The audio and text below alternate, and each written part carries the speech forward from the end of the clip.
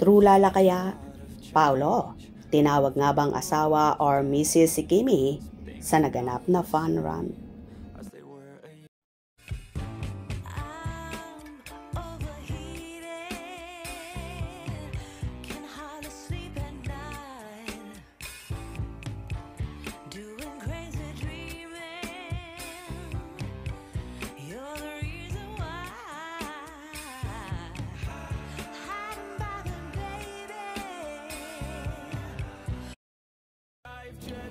Nagsimula ng magharutan ang magka-love team at rumored magjowa na sina Kim Chiu at Paolo Avellino, particular na sa ex dating Twitter.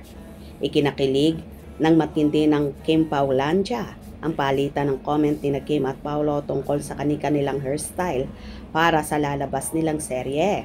Matapos lumabas ang first installment ng poster ng dalawa na magkaharap sa isa't isa at naka-side view si Kim, unang nag-react si Paolo. Sa poster nakatalikod si Kim habang nakaharap kay Paolo na litaw naman ang ulo at buhok. Ang pareho nilang kulot ang ibinida ni Paolo sa kanyang reaksyon, pero ang ginamit nitong text ay galing kay Kim. Sabi sa post, labanan ng curls, Kim Chiu. Agad naman itong nakita ni Kim at nag-comment, ha ha ha ha, kaninong salon ang magwawagi? Char na char. Kasunod ng pag-imbita nito sa showing ng serye sa isang streaming platform. Pinusuan naman ito ng Kim Paulandia na punong-puno ng kilig. Sa'yo daw kasi mahal ka niya. Char na char. Mama Jet versus Ate Hides pala. Tuwe, damay-damay na ito. Bagpakaulot na tayo guys. Ha ha ha ha. Kulot. Ex-kulit. Ito po, nami-miss namin mga puksaan nyo ni Boss at Mipaw Avellino. At least dalawa na kayong kulot. Ha ha ha ha. Excited. Halos naman ay kinilig ang buong Kim Paulandia sa harutan na yon ng napapabalitang magkasintahan. Samantala sa nagdaang fun run na isinagawa ng Chowking kamakailan kung saan sobrang aga ng Kim Pao doon at naging successful nga ang nasabing pagtakbo dahil marami ang nakaisa. May mga kumalat namang balita na tinawag daw ni Paolo na Mrs. or asawa si Kimi na ikinatuwa ng lahat. Hindi pa man tahasang umaamin ang Kim Pao sa kanilang relasyon, pero damang-dama naman ng lahat ang pagmamahala ng Kim Pao na sagad ang pagkikare sa isa't isa. Kaya naman panatag ang buong Kim Pao fandom na talagang may relasyon na ang Kim Pao.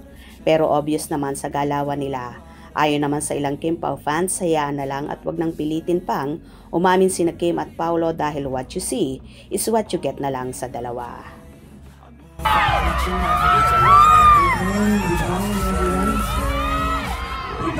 Around morning, hello, good for the record, ito na yung pinakamaaga naming pagbati sa mga supporters at 3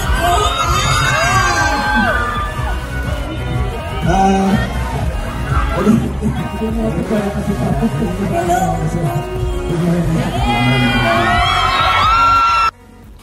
Anyway, ang ilang Kim Pao supporters naman ay nag-iisip na secretly married na nga daw ang Kim Pao. Kaya ganyan ang kilos nila na para bang mag-asawa na.